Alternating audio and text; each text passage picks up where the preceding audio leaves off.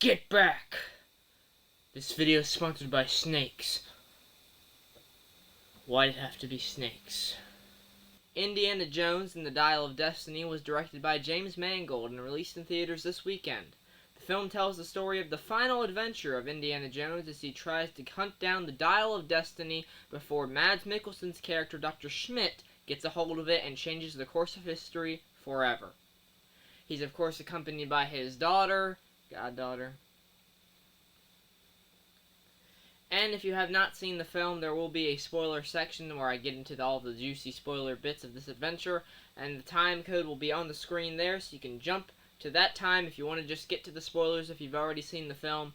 Don't spoil this for yourself if you're a die-hard Indy fan, because there are some stuff in there that you do want to kind of save for a surprise when you watch the film. So, getting into the film, I want to say that right off the bat, this very much sits between Kingdom of the Crystal Skull and the original trilogy in terms of the ranking of the Indiana Jones films. It has some of the good and some of the lackluster and bad parts of Kingdom of the Crystal Skull. So, we see a old Indiana Jones. He is 70. He's like set in his 70s, even though Harrison Ford is 80. He's in his 70s here, and he is just kind of done. He's done adventuring. He is retiring from teaching, and we're really just kind of finding him in a rut in his life where he doesn't really know what he's doing next. He's waking up every morning, passed out drunk, and it's just not, I want to say, the very best start for a character of this stature. You know, Indiana Jones has always been so iconic, and we've always wished, like, man, I really wish we could be him. We could, explore and go on all these daring adventures and just barely make it out somehow, and be as agile and quick-witted and charismatic as he is. And in this film, you just don't really get that same Indiana Jones feel, of course, because he's 70 years old. He's not gonna have that spry, attitude about him anymore. He's not, biting at the, he's not chomping at the bit for a new adventure. He's just very much in a rut in his life, like I said. Introducing his goddaughter, played by Phoebe Waller-Bridge, and she does a fine job here as the character, but the character itself, I wanted to die in every single scene. She is very, very annoying, I will tell you that right now. There's a lot of choices that she makes that are just not that good, for Indy. And there's some moments where she's just such a condescending and smug person towards Indiana Jones. And we don't want to see that because we like Indiana Jones, and we don't want to see someone talking down to him. It's not what we're here for. Where the film shines, I've got to say, is where Harrison Ford, really does a fine job bring this older, Indiana Jones. He's been through it. He has lost things in his life. I'll get to that in the spoiler section. And, he really doesn't know what else to do. We get this introduction at the beginning of the film, the first, 20 minutes. I'm sure you've seen it in the trailer. It's a de-aged Harrison Ford on this adventure on top of this train with Toby Jones's character, Basil Shaw, and they are trying to find, there's a whole lot of artifacts on this train that the Nazis are on, and they managed to find the Dial of Destiny on there. Well, it's really just the Archimedes dial, but the film calls it the Dial of Destiny because it can be used, or so it's theorized, it can be used to change the course of time and to go back. So we're doing an endgame thing here.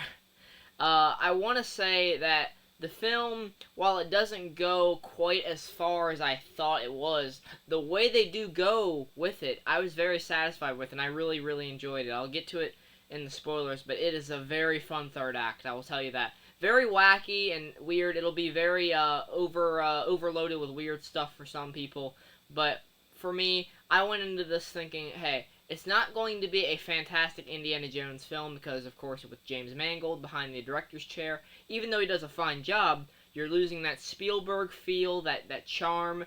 It's not nearly as visually pleasing as the original trilogy. And then just the fact that you don't have that spry, young Indiana Jones. You're watching this 70-year-old Indiana Jones go on this final adventure.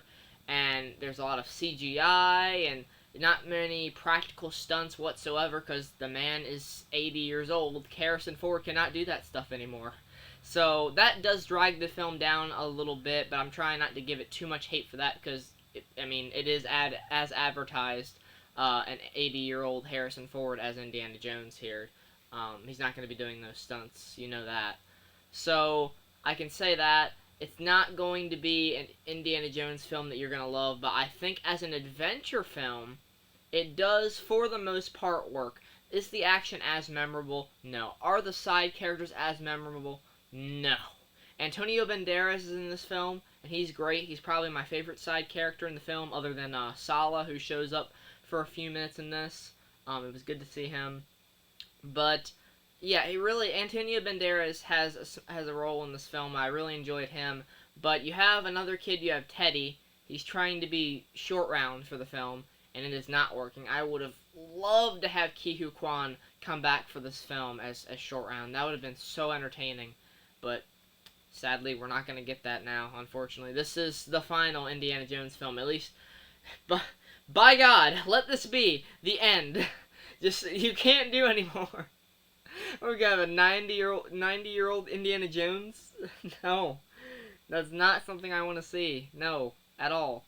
But other than that, I want to get into Mads Mikkelsen. Mads Mikkelsen is probably one of my most favorite parts of the film.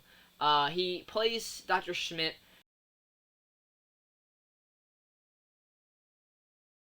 who is, just mad after this style, and he wants to go back and fix Hitler's mistakes. He believes that he could have been a little bit of a better leader, and the war would have ended differently with him in control.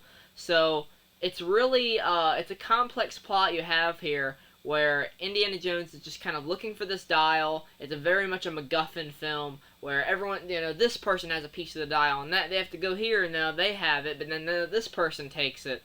And it doesn't fully come together, I want to say, the way I think they were hoping for, to have the globe trotting. Because, you still have, like, the map and the plane flying over and stuff like that. You still have that classic stuff in there. But I think that where you have Harrison Ford in this role, he's just trying to do the emotional bits, as he can't do the action. And, he's not going to be as, like I said, energetic as he was in the original trilogy.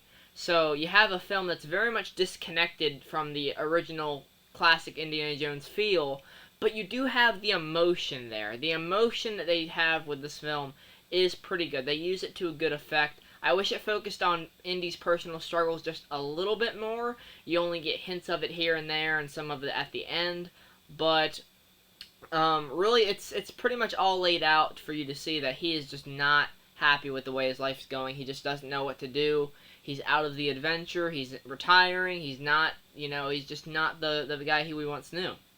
And there's events that happen in his life that have led him to this point, which I'll get into in the spoiler section. But yeah, that's all I can really say for this film. It's got some enjoyable emotion in there. There's maybe the final act is something that I will go back to and really remember as something fun. Mads Mikkelsen, of course, plays the cartoonish Dr. Schmidt.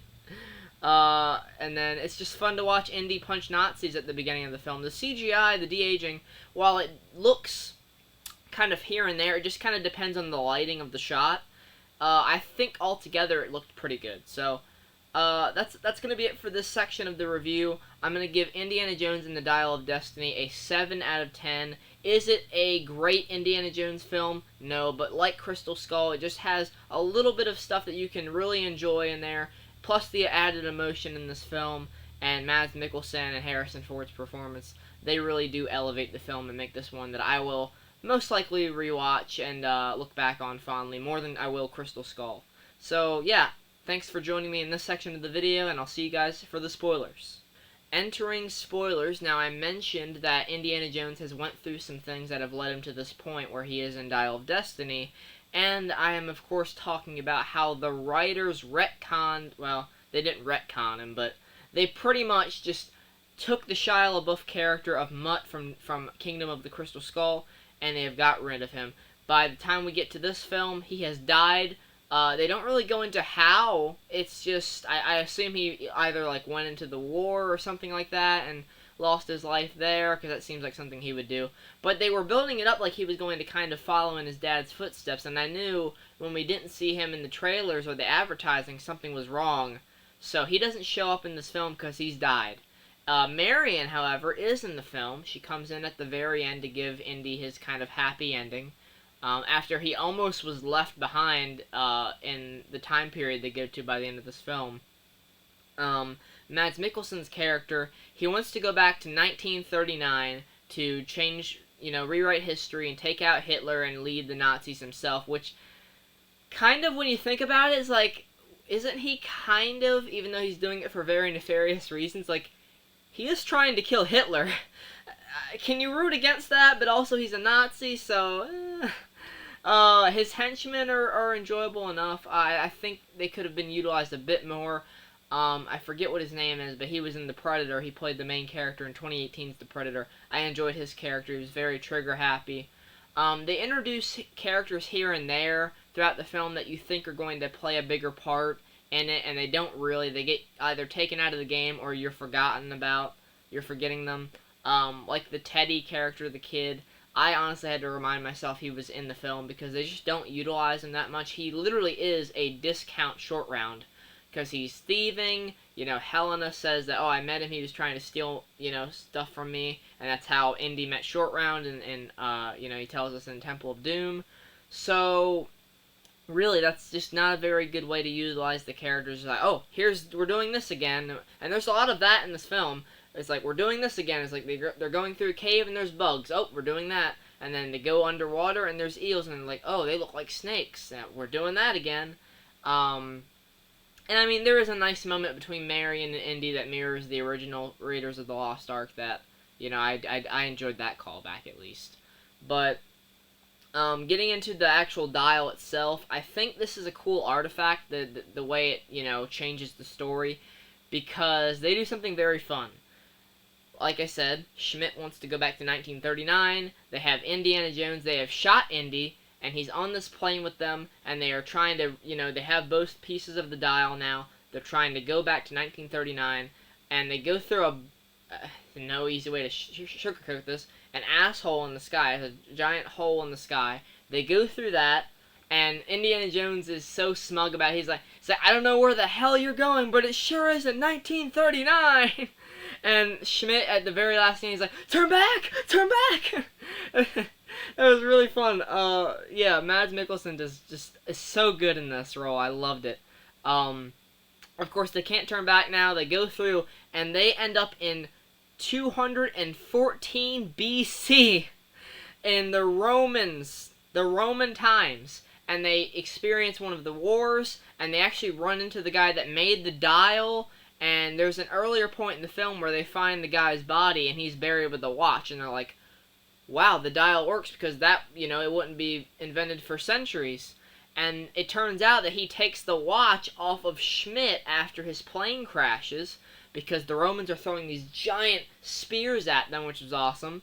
And it takes their plane down. He takes the watch from Schmidt, and that explains that. And Indy, for a little bit, he actually wants to stay there. And I wasn't going to be satisfied with that ending, so I am glad Helena punched him in the face. I mean, it is a bit anticlimactic, because it seems like, oh wow, he's really going to stay there. But no, she punches him in the face, he wakes up in his bed the next morning, and Marion comes there, and he gets his happy ending living with Marion. So, that was nice. It was a fun enough sequence, that third act. There's a lot of wacky stuff in there, like, for example, Teddy takes one of these planes that he's never flown any plane in his life. He immediately figures out how to pilot this freaking plane and takes off, and there's this guy asleep in the back of the plane. He wakes up, which, how could you not have seen him there? The scene with the tuk-tuk, I did really enjoy. That was some fun action. They are driving these three-wheeled tuk-tuk cars through, Sicily, and they go through there. The streets, they're jumping from car to car, trying to get Schmidt, and there's this other guy chasing them who was engaged to Helena. But yeah, that was all enjoyable. Like I said, Helena was a very bad character. She was a very poor choice to use for this film. I did not enjoy her at all. There's literally a scene where these policemen show up, and Indy's like, tell him to take it easy, and she's like, I just told him to shoot you. It's like, what? And then there's another point where Antonio Banderas' character gets killed by Schmidt, and, you know, Helena comes up with this genius plan to get the dynamite out and throw it at Schmidt. She has this dynamite in the back of her pocket. She throws it, and they escape. And then, as they're going away, she's like, woohoo, we did it! And then Indy's just like, yeah, but my friend was just murdered. It's like, read the room. Man. Awful. Awful character, I'll tell you. But really, that's all I can really say for Indiana Jones and the Dial of Destiny. Thank God it wasn't a bad film. I mean, I'm not a die-hard Indy fan. I really enjoy them, but they're not like top tier films for me. They are really enjoyable. The Last Crusade is my favorite one. I give that like a 9 out of 10, and let's see, Raiders is an 8, Temple is a 7, this is a 7, and 6 is Kingdom of the Crystal Skull. So, not a bad franchise at all, just one that very much deteriorated after Last Crusade. Last Crusade should have definitely been the ending, but it was a good enough ending they gave him here. But let me know what you thought of it. Is this a fine ending for the character? And how did you like the action? How did you like the villain? The Dial? Did you like how that was incorporated in the third act? Let me know all your thoughts in the comments below, and I'll see you guys in the next one. Take care, and goodbye.